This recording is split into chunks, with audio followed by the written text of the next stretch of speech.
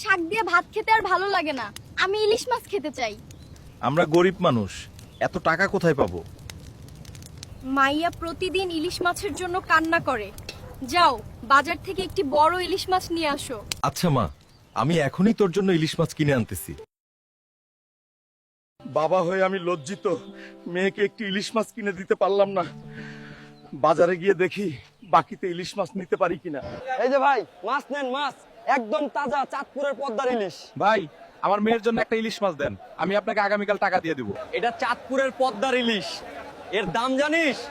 শুধু বট গাছের মতো শরীর থাকলে হয় না, পকেটে টাকা থাকতে হয়। আসছে বাকিতে ইলিশ মাছ নিতে, যা পাশের দোকান থেকে পাঙ্গাস মাছ কিনে খা। গরিব বলে আমাকে অপমান করলি, লাগবে না তোর ইলিশ মাছ। আমি নিজেই নদী থেকে ইলিশ মাছ ধরে আনবো। বন্ধুরা, তোমরা যদি তোমার বাবাকে ভালোবেসে থাকো তাহলে এই ভিডিওতে একটি লাইক করো আর এই চ্যানেলটিকে সাবস্ক্রাইব করো।